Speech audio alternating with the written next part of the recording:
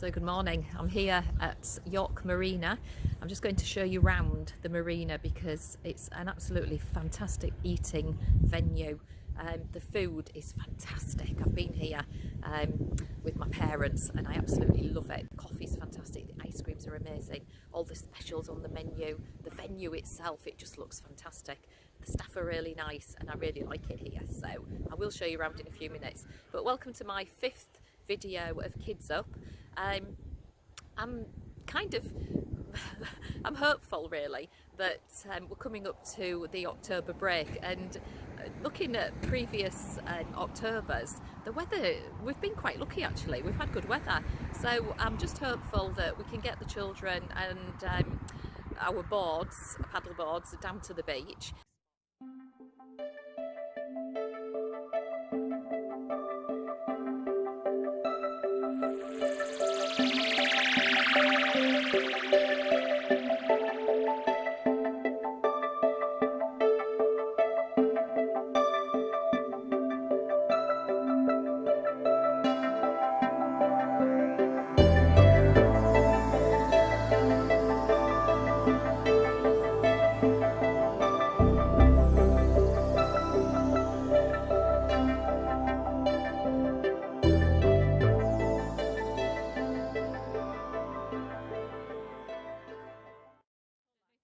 This, but it's a cave, and if we were to go inside of it, and it is all rock, so the hope is that it wouldn't collapse on top of us.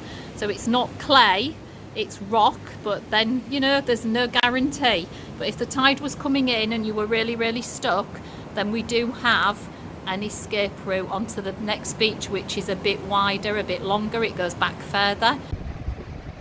Okay, so what I've done is I've just actually come through the cave that I showed you a few minutes ago, and I'm now looking at the next beach along. As you can see, it's empty because literally it has been cut off at this end here. Look, if I just zoom in, you can see now that that tide is quite deep out there now. All right, so your final tip for survival if you're actually out there is tip 1: always make sure that you've got your lifeguards and that they're watching you. In the summer, you've always got lifeguards on most beaches. If you can just see to the top right, there's a little hut and a flag, and you've got your lifeguards in there. They're surveying the whole of this beach and the sea. They've got their boat as well, so they can get into the water really fast. So that's really important if you're on a beach like this. As you can see, look, it's totally cut off. I don't know if we can just zoom in. As you go further along, it's really you are so cut off in that section. Okay, so if you've got little kiddies with you, you need to be extra careful that you're not going to get cut off on any of the beaches. But top tip, if the weather was to get really bad and these waves were to get bigger and you did need to be rescued, apparently one of the things that we all do when we hit the cold water, if we're not wearing our wetsuits, is that our body goes into shock. It just gets really cold, and then what we start to do is we try and swim, and we try to get to the top, keep above the waves, and we just swim, and all of the time that we're using up all of that energy because we're so cold and we're panicking, we're taking in water until eventually our lungs fill up and we drown.